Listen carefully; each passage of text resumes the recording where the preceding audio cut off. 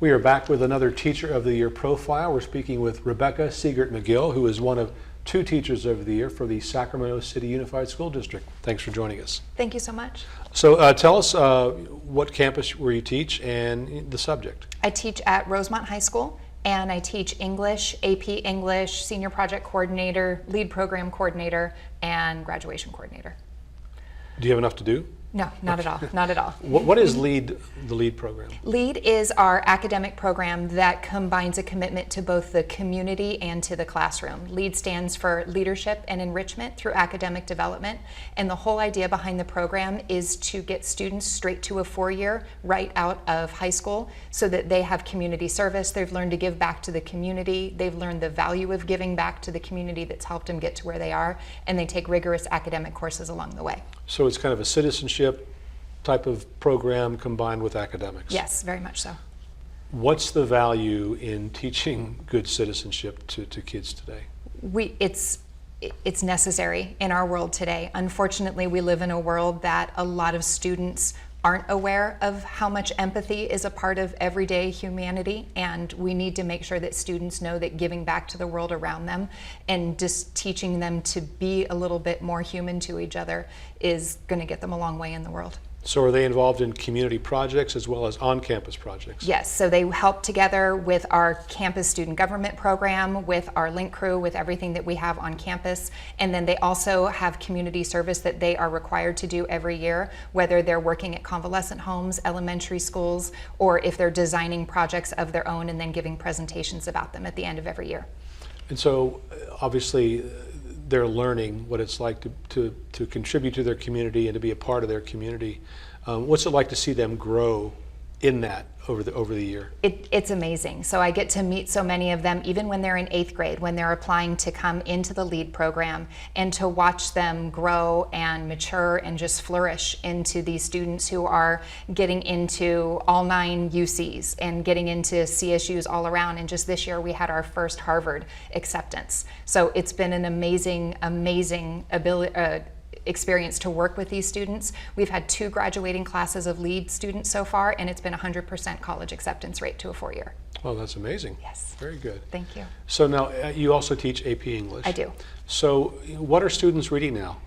AP. So English. for AP English literature, you do have to stick generally with starting from as early as the 1600s all the way through contemporary, because they can test you on anything from back from even earlier than that, Shakespearean times, to something that was written last year. So we do modern and contemporary poetry, prose, novels, everything that we could throw at them, we try to. Do you find it difficult for the kids to, or do the kids find it difficult to really connect with classics?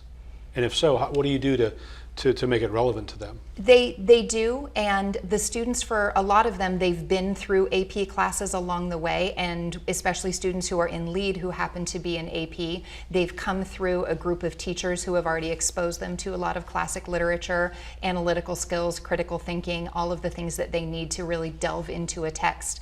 And if the students are having difficulty connecting to them, it's making them see the bigger thematic ideas in those novels, giving them the essential questions. Why are we reading this text? Why is it important?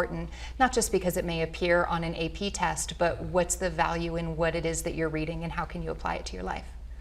And when you see them make that connection, when that light bulb goes on for them, that's got to be pretty gratifying. It's amazing. And whether it's in a verbal Socratic seminar where they're having these understandings and they get to give them out loud, or they do it in a written essay, or just a conversation in the hall when they tell me that a book has meant something to them, or that they have a deeper understanding of an idea or a concept about humanity, it's extremely rewarding. So the students that you teach, obviously, in the AP classes and the college-bound kids are highly motivated. Yes. But do you find still that even they need that push? Absolutely. All students do. And I have AP students and I have students who are struggling even to graduate. So I teach a wide spectrum of students at Rosemont, and especially my job as senior project coordinator, I meet every single student. So it's a graduation requirement in order to pass the senior project. But the students sometimes are struggling and they don't even know if they're going to make it across the stage. So having them complete a project that they can find value in, whether it is community service or something they've built with their hands or something that they can find a connection to perhaps a career in the future, it's it's immensely rewarding to be able to give them that in their last year of high school. So for a lot of them, 181 days, it's all I have with them, and getting to have that time with them is really beneficial for me and for the student. Explain the senior project, the concept, what it's all about, and how it plays a role in their graduation. Senior project is a graduation requirement for Sacramento City Unified School District, and students at Rosemont, every school within the district has kind of a different spin on the requirement, and at Rosemont our students have to complete a presentation. So they have to do a PowerPoint presentation to a panel of judges. They have a research paper, a portfolio. All of those things are a part of this presentation that they give usually at the end of the year. They can go earlier if they choose to. Students can do community service, they can coach youth soccer, they can volunteer their time tutoring at elementary school. So it's whatever is personally challenging for them, and a lot of our students use it as an opportunity to get into potentially a career path to see if it's something they would like to do for their future. Students in the LEAD program have to do double the hours, so that's part of their culminating activity as being students in LEAD. So it's a real sense of accomplishment for the students to complete that project and obviously do it well. It is, and they show up on the day of their presentation and they're dressed professionally, and they show up in their ties and their business attire, and they give an 8 to 10 minute presentation, and they feel so proud of what it is that they've done at the end of it, and it's so much fun to show them the certificate that they've passed. It's one of my favorite things that I do. How long have you been a teacher?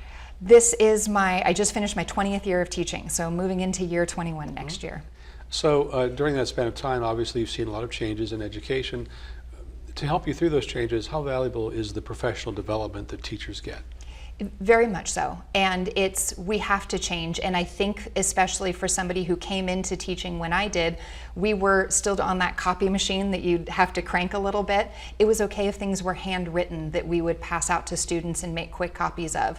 We didn't have computers in the classroom, we didn't have cell phones, we didn't have any of that going on. So it's been such a shift, not only in the distractions that can take part in a classroom, but also how we can take that technology and use it to our benefit. And without professional development, we wouldn't see the ability to pull all of those things in that our students could be using, not just that a cell phone is something that they pull out that they want to text on, but that we can use it for things like adaptive learning. We can use it for games that we could do, like Kahoot quizzes and things like that. But it's been great, and I wouldn't have known those things without professional development and without working with student teachers every year who are coming into the profession bringing me new ideas as well. So you're learning from the people just still in college? Absolutely. So what's it mean for you to be a Teacher of the Year? It's truly an honor to represent Sac City Unified School District, and I've spent my entire career there. I plan on spending the rest of my career there, and I'm really proud to represent Rosemont. We're one of the newer schools in the district. We just opened back in 2003, so we're still finding our footing and we're moving forward, and we've made amazing gains, and to be able to represent Rosemont is truly a high point in my career. So you mentioned that you work with a lot of student teachers. So what kind of encouragement do you give them if they're kind of maybe on the fence about actually staying in the field? What do you tell them? They have to make that decision on their own. It can be a life-changing career in the most amazing of ways, but you have to be able to give yourself to that job. It shouldn't be a job that you maybe feel like doing. If you feel that way about it, it's probably not the right career for you. So the student teachers who I have who are vacillating about whether or not it's the right job, we talk about what do they like about it, what do they perhaps dislike about it, or where do they need to get a little bit stronger, and we work on that, and then by the end of the year, with their supervisor's help and their colleagues' help, we usually come to a decision that's right for them and would ultimately be right for students in the future. Had you always wanted to be a teacher? I figured it out about junior year in high school that I wanted to be a teacher. I've always loved words and language and writing, so I knew I wanted to do something with that, and I had a great teacher in high school who inspired me, and then the path just seemed natural, and I've never regretted it for a second. Well, and here you are as a Teacher of the Year Yes. for your school district. And congratulations on that. Thank you very much. We've been speaking with Rebecca Siegert McGill, who is one of 2 Teachers of the Year for the Sacramento City Unified School District. Thanks for joining us. Thank you so much.